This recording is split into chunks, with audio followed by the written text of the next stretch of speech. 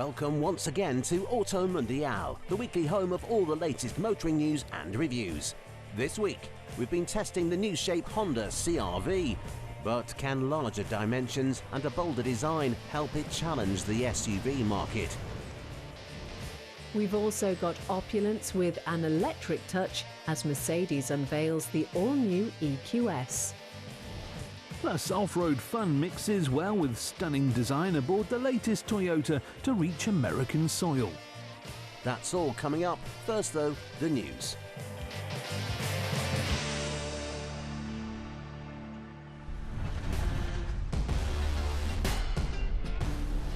Originally looking to be on its way out with electric replacements in the works, Volkswagen has suggested that the lovable Polo name could in fact stick around a few more years. In fact, Euro 7 emission regulations incoming this year were originally looking set to put an end to the Super Mini's reign. But with the legislation on new car emissions seeming more relaxed than originally planned, reports suggest the VW Polo will remain on the market until at least the end of the decade. The Polo is not the only long-standing moniker to return from the brink in 2024. Mercedes also recently gave its A-Class a second chance, pushing back its target of a full EV lineup by 2030.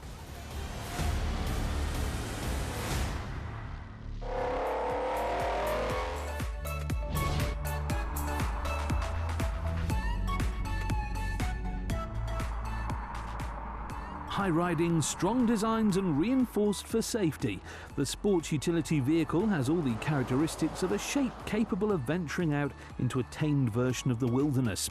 Yet the traditional habitat of the hatchback on stilts is the school run in the suburbs of your local city. Well, it seems someone at DACIA finally got the memo, as the new Duster is here with all the ingredients for a fun off-road machine. Retaining the model's standard dimensions, the new generation gets far more angular, almost futuristic lines, along with a collection of forward-thinking LED signatures. Also seen on the Dacia Spring released a few weeks ago, watching this new Duster tackle gravel tracks feels akin to a dystopian cyberpunk landscape. That simplified futuristic essence continues as you step aboard the new shaped Duster with a basic yet lovable cabin. Barren plastics and cheap leathers may dress much of the interior, but with funky, robust-looking shapes and just about enough tech to satisfy the everyday commuter, we do enjoy the living quarters. Though for creature comforts like the larger touchscreen or even armrests, you'd best not go for an entry-level trim, which sees drivers set up an app on their phone as infotainment. Those used to the outgoing Duster will notice a slight increase in cabin space and boot capacity in this third generation thanks to marginally larger dimensions. However, opt for an all-wheel drive specification and the 517 litres in the back will drop a bit due to different suspension components. Based on mundane hatchbacks, B-segment SUV crossovers like the Duster are some of the most frequently seen cars on the open road. But as aforementioned, rarely do they live up to their raised characteristics and perform off-road. So surely your best bet of finding a go-anywhere crossover would be the manufacturer at the heart of the adventurous motoring, Jeep. Launched just last year, the Jeep Avenger is the new kid on the block in class.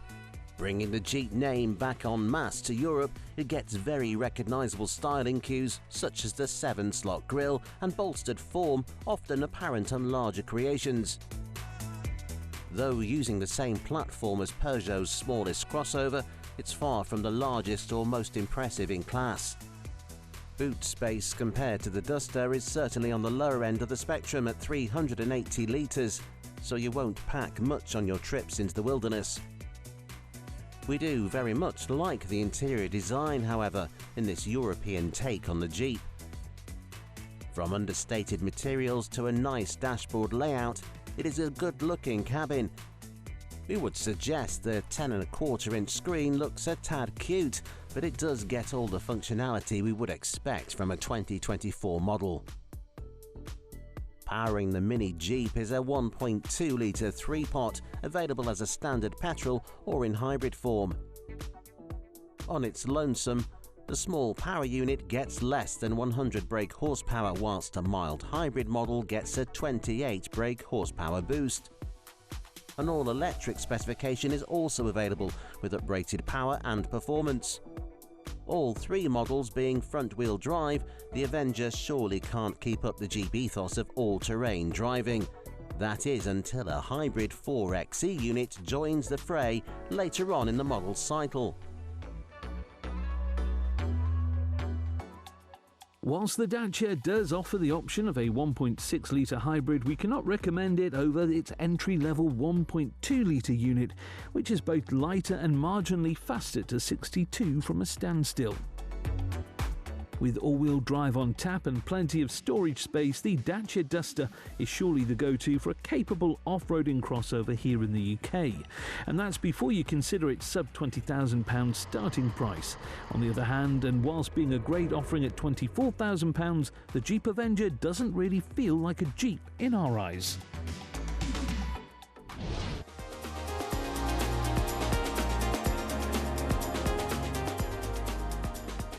The Mercedes S-Class is no doubt one of the most popular luxury cars in the world. Known for its luxury, unnecessary opulence, and as the brand's range-topping model for over 50 years, it will most often be seen ferrying the most important members in society to their very important appointments. Either that or to their helipad, wherever it may be. In 2022, the model, famous for its use of large displacement engines, went electric in the form of the EQS. And now, as battery technology improves, the German manufacturer has refreshed the model with longer range.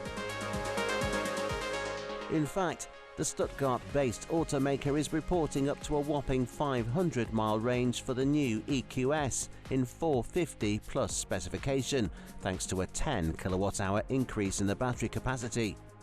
Plenty for those trips too short to get the private jet out. In fact, with the latest electric S-Class, Mercedes is looking to replace premium flights for shorter flights, and the Rear Comfort Package Plus option is sure to help in that cause. Adding executive seats to the second row, rear passengers will get all the comfort of a business class plane ticket for the road.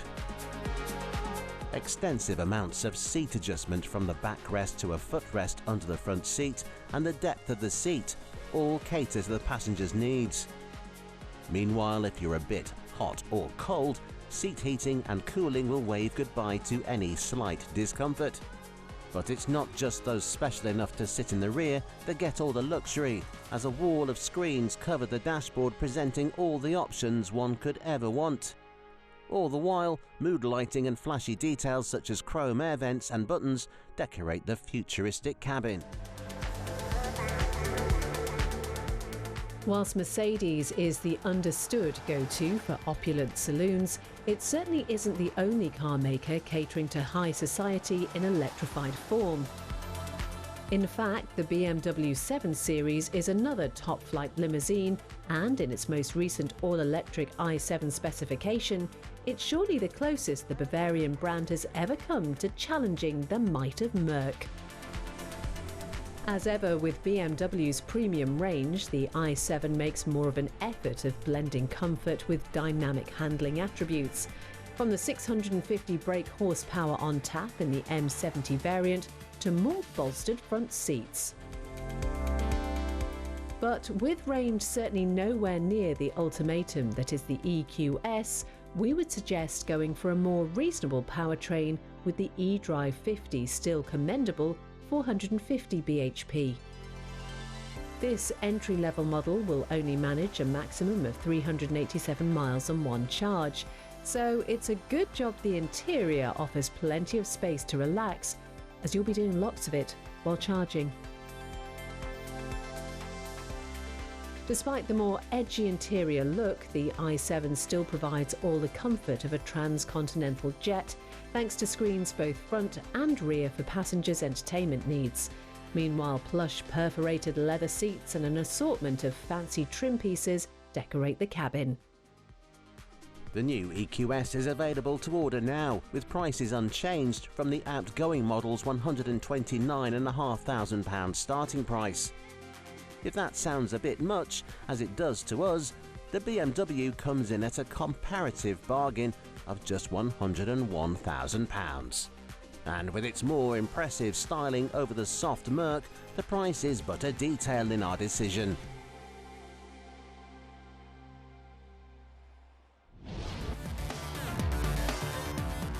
After the break, we go for a spin aboard the Honda CR-V. How will it fare up against its European rivals?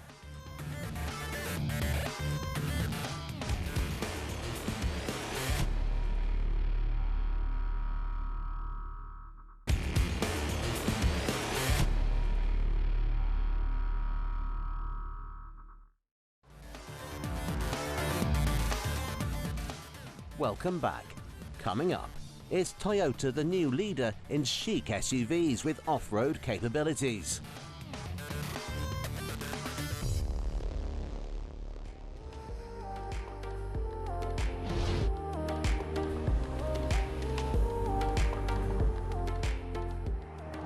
While European roads are flooded with SUVs from the VW Group, Land Rover and Stellantis, in the States, Japanese brands are the best sellers.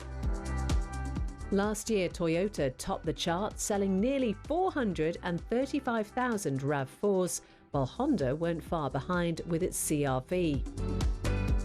By contrast, Honda sold less than 15,000 in Europe in 2022. Now, though, there is a new CR-V, and with square proportions, a big bonnet and sharp creases, it looks nothing like the old model. At the front, it gets a big grille, thin LED headlights, a front lip and fake vents, while the rear is dominated by a huge boot panel. As denoted by the blue background to the Honda emblem, the CR-V is a hybrid marrying a 2-litre petrol to an electric motor. This is fed through either the front or all four wheels via an automatic CVT gearbox. In the UK, we only get the 184 brake horsepower unit that can complete the 0-62 sprint in 9 seconds. For short commutes, the CR-V can go electric with a range of 51 miles. Inside the huge cabin, while a nice place to be, it's dominated by too much scratchy plastics that run along the dash. The 9-inch infotainment system features Apple CarPlay and Android Auto, and it's easy to use and responsive. Although there are a lot of settings in its interface, happily Honda has kept many physical buttons for climate and seat controls. The climate controls in particular are especially satisfying, clicking as they rotate. All seats in our advanced tech are leather and all get heating and ventilation, including those in the back. They feature good lumbar support and provide a nice blend between comfort and practicality. For passengers in the rear, the car's longer wheel span translates to greater legroom compared to the outgoing car, which is ample compared to its competition. As you'd expect from such a big car, it comes with a big boot. Certainly comparable to other similar cars, it is by no means top of the class. On the road, the CR-V is surprisingly nippy and has great anti-roll. In sport mode, it produces a futuristic hum from the electric motor and picks up speed quickly. We found we spent most of our time in sport mode because the CVT gearbox was more responsive and it didn't affect fuel economy too greatly. The CR-V starts at nearly 46 grand, rising to nearly 54 for our tested specification. So, how does that compare to some other products on the market? Well, in Europe, we love a VW Group SUV. Whether that is a Volkswagen, a Seat, an Audi or a Skoda, they all offer all you could want in the class. And this, the Skoda Kodiaq, is about as practical as you can find. For starters, the Kodiaq is significantly cheaper than the Honda. In fact, you can pretty much get the top spec VRS for around the same price as an entry-level CR-V. That gets you a 242 brake horsepower turbocharged 2-litre that will hit 62 miles per hour from a standstill in 6.5 seconds, topping out at 144. Inside, the Kodiaq is equally as practical as the Honda, with a large cabin and plenty of legroom. Upgrade to a higher spec model and you can even get the Skoda with 7 seats. Boot space is good too, with 720 litres on offer. There are various trim levels to choose from, but the one to go for is the Sport line, which includes much of the kit you're likely to want. If an air of luxury tickles your fancy though, the L&K, with ventilated electric leather seats, a 360-degree camera and a digital instrument display will surely impress. On balance then, it seems to us that it's Skoda that has got it just right. It's significantly cheaper and with a more diverse selection of trim levels, thanks to the luxurious L&K and the sporty VRS, it top trumps the Honda on entry level. The Honda is a good car, but at its price point, we struggle to justify it over European alternatives.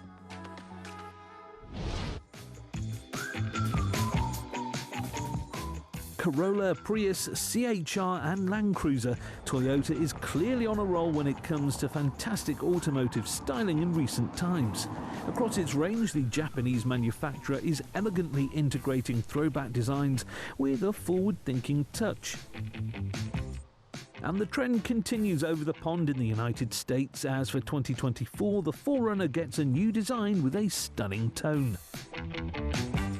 Unlike the sleek shapes of the smallest models in Toyota's lineup, the 4Runner gets a bulky form to match its boisterous personality. There is no doubt the new off-road focused mid-size SUV has plenty of bark. But as capable as any of its rivals, it certainly has the bite to back up its looks.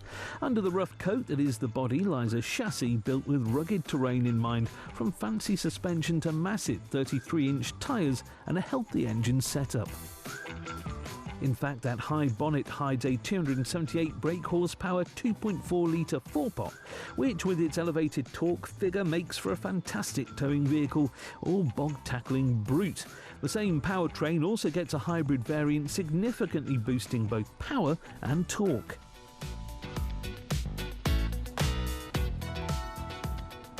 If off-roading prowess is not your particular focus when picking out an SUV, the market is certainly full. But rivaling in the bolstered looks department is the Chevrolet Traverse, pairing a fancy bow tie with high-tech running shoes.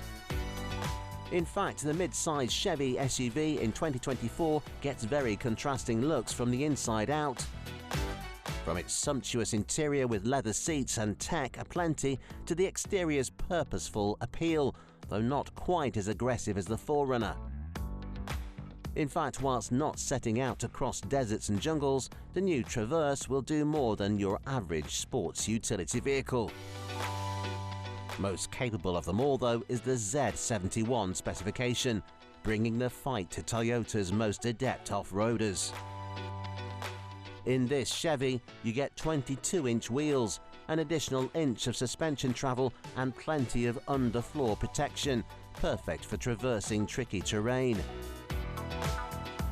Powering this all-American SUV is a turbocharged 4-cylinder engine good for 328 brake horsepower, some 50 more than the Toyota.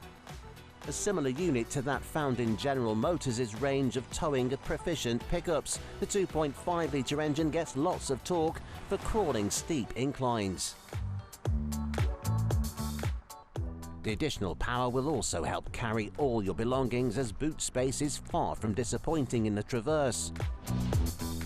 Hosting a third row of seats where the Toyota does not, Chevrolet provides a fantastically large boot behind a family of 4. Compared to the 4Runner, you can expect to get 3 or 4 more carry-on bags inside the Traverse. As aforementioned, the Chevy Traverse is more of an everyday take on the rugged utility vehicle, as is clearly evident inside.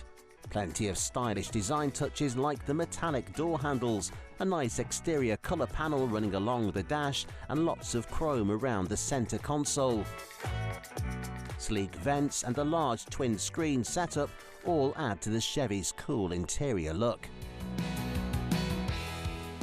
By contrast, it's clear that the Toyota 4Runner is more of a one-trick pony, as you won't worry about dirtying its chunky interior after a day out on the trails. Sure, the Americano Japanese model still gets lots of styling cues, but bolstered seats, a beefy dash and plastics aplenty feel less fragile than the bow tie.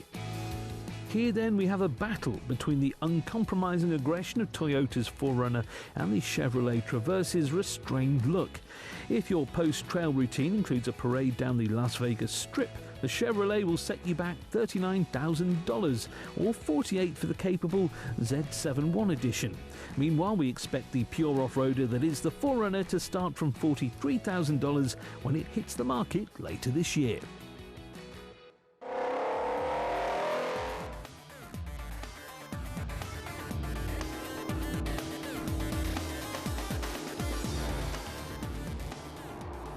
Well, that is all we have time for this week. Next time, we celebrate the original pony car with a fantastic new Mustang.